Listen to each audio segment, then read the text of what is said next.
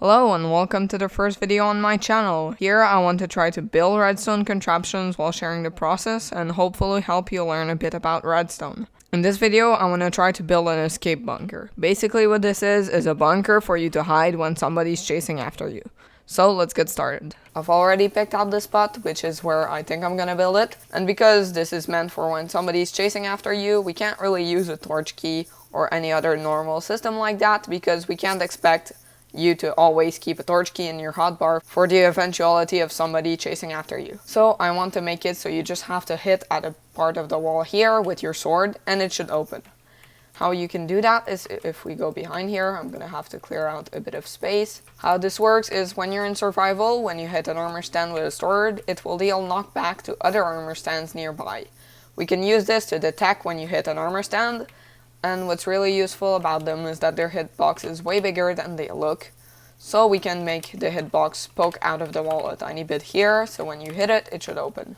So I've just built a small contraption which should do exactly that. If we hit the armor stand from close, it triggers and we get a pulse. We can now use this to open a redstone door right here. We don't have a lot of space, so I think I'm just gonna make those two blocks retract to the side. This should be really simple and just work. We should just have to feed this into a pulse extender so it can stay on long enough so we can go through the door.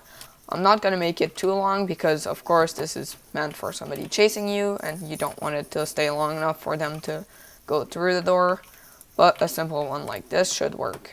And now if we hit it, the door should open. Okay, that's a bit too long. I'm going to try to make it a bit shorter. Now is it good if we hit it? That's still long. Maybe just a tiny pulse extender without even comparators would work better. Something like this, I guess. Oh yeah, that's perfect, except for the fact it pulses twice. Anyways, let's get to building this. So first, I think we're just gonna have a simple corridor going like further so we can get a bit away from the side of the mountain. So here, there still can be somebody really close by, so I think we can do a chute that separates players. Basically, if there's somebody chasing after you, they will die because after one player goes by, it removes the water at the bottom and just sends you into a trap. So this should be a good height. From here we can put a block on the ground and our water is going to be here. We of course need a piston to block the exit when somebody goes through it, and we need another piston to retract that block. A simple system just like this should do the trick. Basically when you get here, this block gets moved and that retracts everything, except apparently I forgot to put a bucket into the dispenser. Okay, I just put the water bucket in the system. Now if we try it, it should in theory lock, and now you can fall through. It's perfect. For the trap, we can just do something really simple like this, where they're dropped in lava, and a bunch of dispensers spam arrows at them. Let's also use a debris for the door, that way if somebody falls in, they will have to spend a lot of time mining it. We can also use obsidian on the sides here. Using string will detect when a player gets in, and that way the door closes, and that should be our trap done. Let's test it. If we jump down here, it closes in. We can't really do anything. And using a simple observer clock, we can make the droppers spam arrows everywhere. Something like this should work. Okay, so now if we test it, we fall in there, it closes up behind us, and we get spammed with arrows. What happened?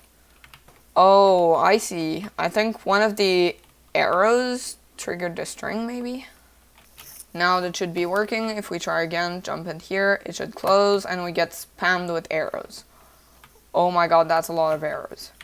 Now for the next step, we're probably gonna need a combination lock or something else to verify it's the right person, because right now anybody could just get into it if they knew where it was, and they would be completely fine.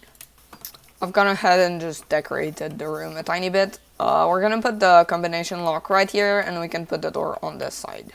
For this, I'm gonna have to follow a tutorial because I have absolutely no idea how to build this, so let me just do it and I'll get back. This is the combination lock. It's a design by Crafty Masterman. I really recommend checking it out. It's like really compact for what it does. I made it into a 9-number combination, but you can pick basically anything you want. So if I do 1, 2, 3, 4, 5, 6, 7, 8, and 9. The redstone lamp will turn on. Of course, this is just temporary. We'll build a door here in a second. For the door, I'm making a 3x3 spiral vault door. I don't really have a tutorial in mind, so I'm just making it up as I go, but this is not a really complicated door, so I don't really have to plan it beforehand. This should be the whole top part. Okay, well, okay, I'll try something like this. This should work. Perfect. Now we need to hook up these blocks at the bottom. Here we just need a simple double piston extender like this. This should work. So now this should be the whole door. No, of course I messed up something. Now this should work. Yes, we're just missing this block here, which I think I should be able to do like that. Exactly. Now if we push this block, we also need a block here, which I have somehow forgotten about. And it's supposed to be the first one too. How do we power this block? We gotta go in an observer because we don't want it powering this one. So I guess something like this, maybe? Like that. Now how do we do this one? Yeah, with 2 observers like this. Okay, I think I got it. This should, in theory, be the whole door. We need that block there. Okay. It's not the fastest, but it works. Simple, and on top of that, it looks good. I think I'll switch it out for white, though, because gray kind of looks too uniform. Yeah, that looks way better. Now, if we just have to hook it up to this line here, which will make it open with the combination lock. Okay, let's see what this does. 1, 2, 3, 4, 5, 6, 7, 8, 9.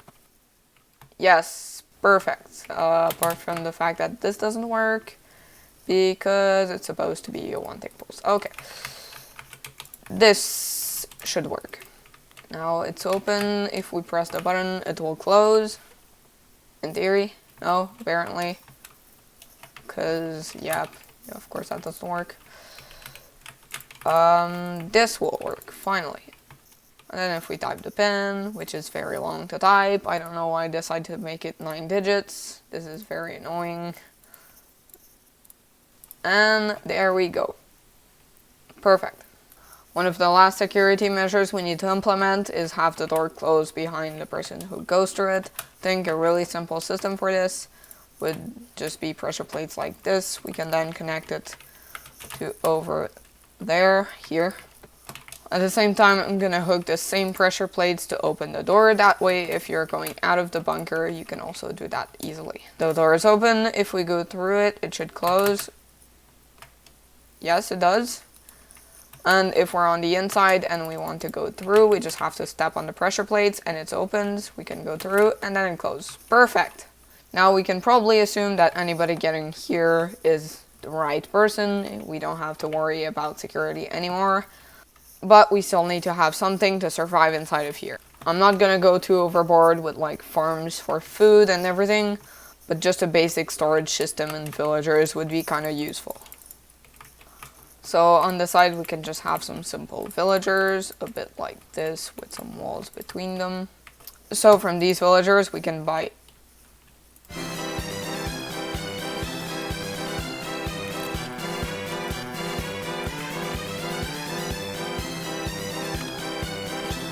just die, oh my god. As I was saying, we need a pumpkin farm here. For the pumpkin farm, I'm just going with a simple design, building it vertically, so the pumpkins can just all fall in the chest right there. So one thing you can now do with this design, which I just thought of, you can use the leaves, waterlog them so the water doesn't go anywhere, and use that as your water source, which is like way easier to work with.